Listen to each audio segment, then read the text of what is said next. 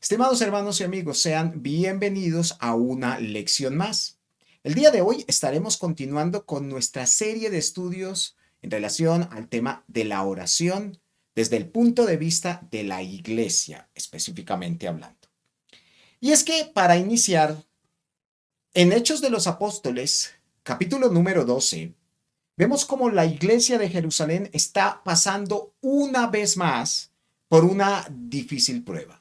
Recordemos cómo los miembros de la iglesia habían estado siendo perseguidos y habían sido tomados por Herodes, cómo ya Jacobo había perecido e incluso Pedro, el apóstol representativo de aquella iglesia, estaba preso y Herodes pensaba seguramente también asesinarlo después de la fiesta de la Pascua. Al menos eso es lo que vimos en los primeros 5 versículos del mismo capítulo 12 del libro de los Hechos.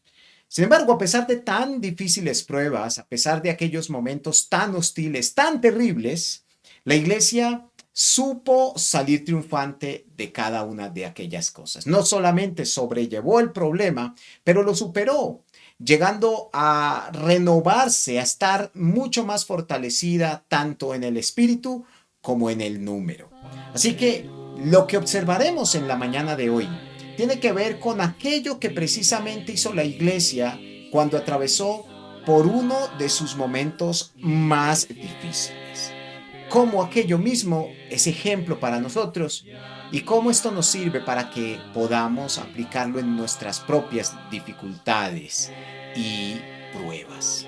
Soy el escudriñador y les doy la más cordial bienvenida a la lección del día de hoy.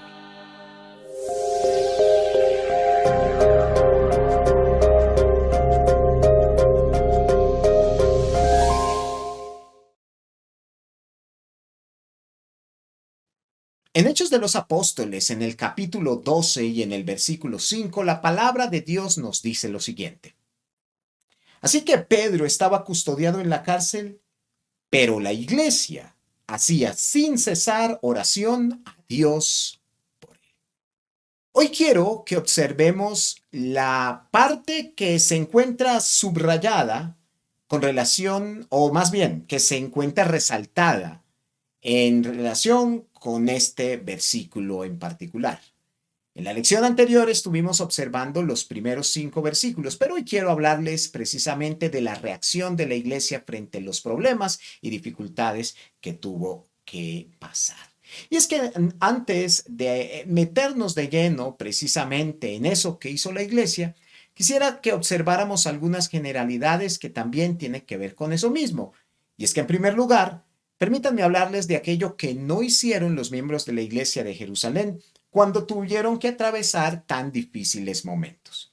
En primer lugar, estos hermanos no se desesperaron por la situación que estaban atravesando. Seguramente, como unos capítulos antes había sucedido en relación con la pérdida de Esteban, lloraron grandemente, guardaron luto por aquel hermano, por aquel líder que había caído, pero no desesperaron, no se estresaron, tampoco vemos que maldijeran su suerte, no vemos ninguna recriminación hacia el Señor en su oración, tampoco podemos observar que se apartaron de la verdad, al menos Lucas no nos manifiesta tales cosas allí en ese versículo en particular, pero frente a tan duras pruebas, frente a tamañas dificultades, lo que hizo la iglesia o la manera como trató de asimilar esta situación fue dirigiéndose al Señor. No vemos en ningún sentido alguna obra carnal, alguna situación negativa, alguna reacción que pudiéramos considerar como mala, sino que por el contrario, los miembros de la iglesia de Jerusalén, antes que obrar negativo carnalmente, hicieron 3 cosas fundamentales, 3 cosas básicas de las cuales quisiera hablarles a partir del día de hoy. En este día en particular, quisiera hablarles de la primera de ellas. La iglesia en Jerusalén mostró primeramente su dependencia al Señor en los momentos de más dificultad y apremio. Es claro que seguramente ellos habían manifestado este mismo tipo de dependencia en relación con sus buenos momentos, pero cuando vino la prueba, cuando vino la dificultad, lo primero que ellos hicieron fue enfrentar con oración sus momentos más terribles. Lucas, en Hechos 12, versículo 5, en la segunda parte de este versículo, nos dice que sin cesar hicieron a Dios oración por él, es decir, por el apóstol Pedro. Es interesante observar que frente a tales desventuras, frente a pruebas tan difíciles, la iglesia apele a la oración, mostrando con ello precisamente su dependencia absoluta, total, plena, a aquel que nos salva. Frente a tales eventos, entonces, solamente Lucas nos habla de que la iglesia actuó o buscó la protección de Dios a través de su oración. Ellos no tenían un plan B, como tampoco vemos una estrategia defensiva u ofensiva. Lo único que se nos dice en Hechos de los Apóstoles, capítulo 12, en relación con las dificultades experimentadas por la iglesia, tiene que ver con su búsqueda de Dios a través de la oración.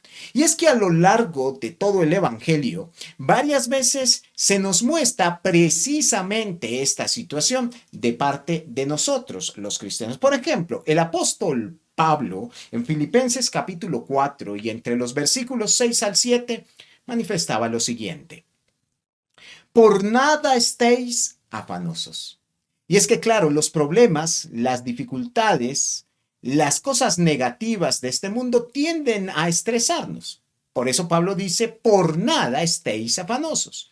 Y contrario a esto agrega, sino sean conocidas vuestras peticiones delante de Dios en toda oración y ruego con acción de gracias. El texto habla completamente en plural. La invitación, la exhortación es que busquemos al Señor en medio de nuestras más difíciles batallas. Pero esto no es solamente de parte del apóstol Pedro, o lo vemos reflejado en la iglesia de Jerusalén del primer siglo. Pedro, precisamente quien había sido encarcelado, en Primera de Pedro, capítulo 5, versículo 7, agrega lo siguiente: humillaos pues bajo la poderosa mano de Dios para que Él os exalte cuando fuere tiempo, echando toda vuestra ansiedad sobre Él. Una vez más, una de las cosas que produce las pruebas, las dificultades, la dureza de esta vida es la ansiedad, el estrés, la tristeza o el desánimo. Pero Pedro nos dice que echemos estas cosas delante de la presencia del Señor.